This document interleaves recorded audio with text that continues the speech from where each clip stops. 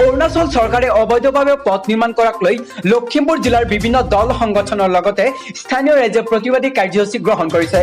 অসমৰ লখিমপুৰ জিলাৰ ফুলবাৰী ৰঙা সংৰক্ষিত বনাঞ্চলত অৰুণাচল চৰকাৰে পথ নিৰ্মাণক লৈ আজি ফুলবাৰী আঞ্চলিক ছাত্ৰ সন্থা, নাওবৈচা আঞ্চলিক ছাত্ৰ সন্থা, লালুক আঞ্চলিক ছাত্ৰ সন্থা আৰু ফুলবাৰীবাসী ৰাইজে তীব্ৰ প্ৰতিবাদ সাব্যস্ত কৰে।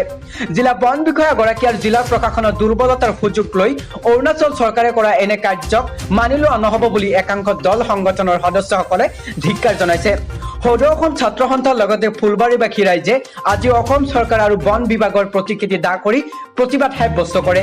জিলা বন বিষয়াগৰাকীয়ে অৰুণাচলী চৰকাৰৰ লগত গোপন বুজাবুজি কৰি চকুমুদা কুলি ধৰে আছে বুলি প্ৰতিবাদ সাব্যস্ত কৰে।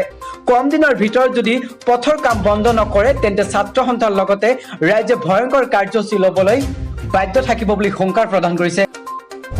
প্ৰত্যেকবাৰে অসমৰ মাটি, অসমৰ চুকে কোণে থকা যিসমূহ ৰাজ্য আমাৰ আছে, অসম, অৰুণাচল, মণিপুৰ, ত্ৰিপুৰাকৈ চাৰিওপাৰত আমাক যিখিনি ৰাজ্য বেৰি কৰি আছে অসমৰ মাটি কাষৰীয়া অৰুণাচল ৰাজ্যই আজি কেইদিনমানৰ আগৰ পৰা এটা প্ৰকাণ্ড ৰাস্তা পাহাৰৰ মাজেৰে বনা সঞ্চয়ৰ জংঘলৰ মাজে মাজে তেওঁলোকে এটা ৰাস্তা নিৰ্মাণ কৰিছে চুৰি কৰি।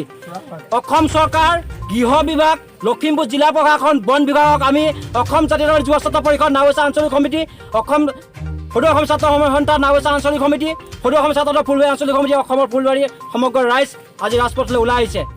আজি আমি প্ৰতিবন্ধী গৃহ বিভাগৰ প্ৰতিবন্ধী, বন বিভাগৰ প্ৰতিবন্ধী দাহ কৰি আমি প্ৰতিবাদ কৰিছোঁ। অতি সোনকালে অসমৰ মাটি বেদখলৰ মুক্ত কৰি আমাক যেনেকৈ জীয়াই আছোঁ তেনেকৈ জীয়াই থাকিবলৈ দিয়ক। অন্যথা কিন্তু অসমৰ ৰাইজ, নাওবৈচাবাসী ৰাইজ, দল সংগঠন একত্ৰিত হৈ বৃহৎ আন্দোলনৰ কাৰ্যসূচী কৰিবলৈ কিন্তু সাজু থাকিব।